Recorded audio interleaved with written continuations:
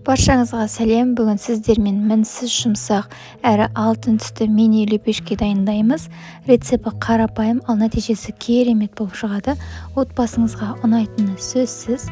Видеоны қарамас бұрын каналыма тіркеліп алыңыз. Ендеше бастайық.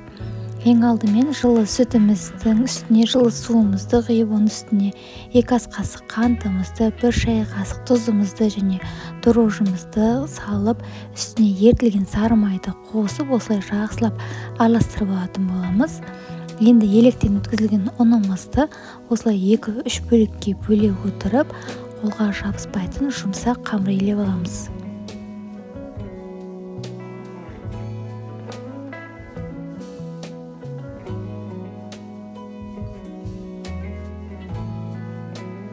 Мінекей осындай қамыр болып шықты. Енді қолымызға кішкене сұйық майды құйып, қамырымызға жаға отырып илеп алатын боламыз.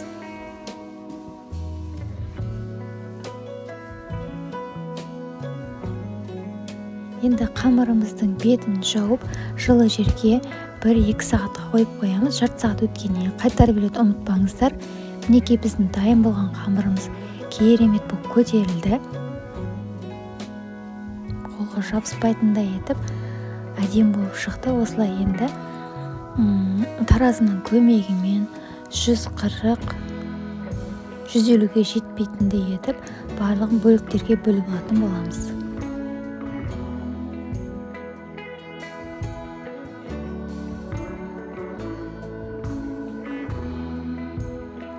Дайын болған қамырларымызды осылай табамызға пергамент қағазын төсеп, осылай барлығын арасын алшақ етіп қойып шығатын боламыз.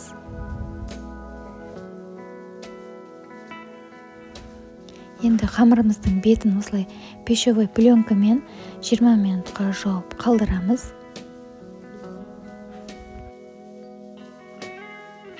Мінекей біздің 20 минутымыз өтті. Қамырымыз керемет болып көтеріліп шықты. Енді жұмыртқаның сарыуызына 1 ас қасық сүтімізді құйып, осылай жақсылап араластырып аламыз. Енді қолымызбен лепешкелеріміздің ортасынан қатты етіп, осылай басып жіберетін боламыз. Мінекей барлығын осылай көтеріліп кетпеу үшін басып шығамыз.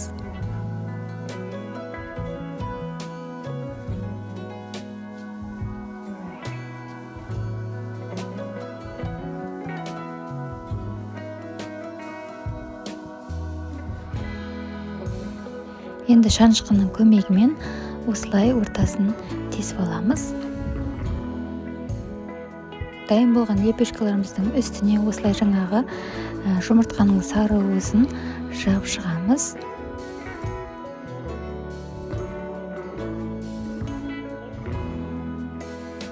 Егер сіз менің каналымда алғаш болсаңыз, қазақша каналдың дамуына өз үлесіңізді қосып, каналыма тіркеліп, лайк басып, пікір қалдырып қойсаңыздар, қуанып қалар едім. Мінекей барлық лепешкаларымызға жағып шықтық. Енді осылай әдемілік үшін қара күнжіттен және ақ күнжіттен сеуіп қойсаңыздар болады.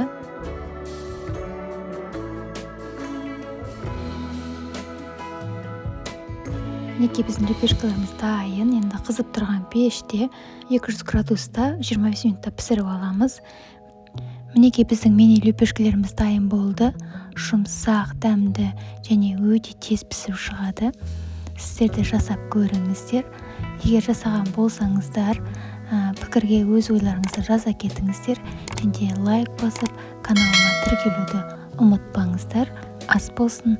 Келесі видеода кездескенше аман сау болыңыздар.